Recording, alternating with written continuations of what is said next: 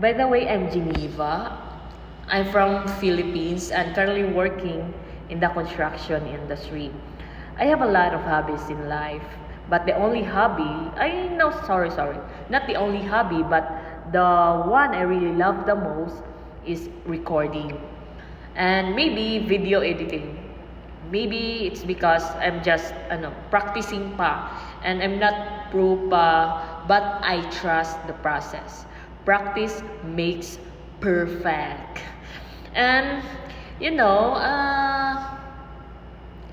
like step by step lang good tapos uh, at important na siya ay progress and it makes me happy na dayon. So anyway, I also enjoy outdoor activities like playing pickleball, jogging, and many more. Many to mention. But lately, I have not been able to do them as often because I am busy working, grinding, and hustling in life. Though I really love my job, even though it's challenging and exhausting. But uh, but it makes me happy.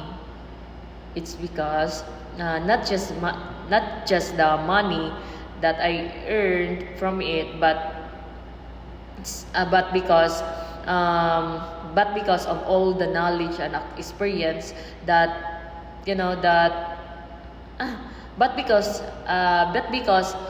of all the knowledge and experience I gain every day. Yeah, that's true.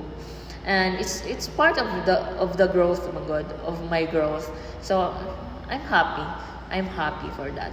So yeah, while reviewing the plans na naadiri na mo, plans na mo sa among gi-construct karon, like ni sink in lang jud siya sa akong mind na what if I try again. And so afterwards, I decided to start my vlogging journey again. Again, because I've been doing this before, way back 5 to 6 years ago, and wa siya na successful because ni quit ko kay I want to focus to prioritize my study pala to prioritize my study, not just want but also I need to focus and prioritize my study. I was a graduating student of civil engineering that time, and most of my subjects manggod kay hard na gid kayo. So I need to focus it. I need to focus on studying so that makagraduate ko. Then finally with between mo siya sa the career path that I dream of and the thing that I love the most. I choose the career na ako gi-dream way back then. But it's okay. I don't have any regrets from it, for it, or it. Basta I don't have any regrets. I'm still happy. So, di pa man lahing tanan good. So, now, I am I decided to start it again. And not just because not just because I really love this the most, but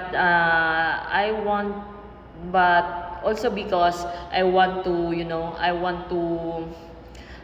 want to capture and keep all the memories I've made from works, from travels, from family bondings, friend bondings, and tropa bondings, and everything in between. So I want to collect these moments. I want to collect these moments so that one day in the future, when I'm older na, I'll have something meaningful to look back on, like something like that. So yeah, it's true. I really love this.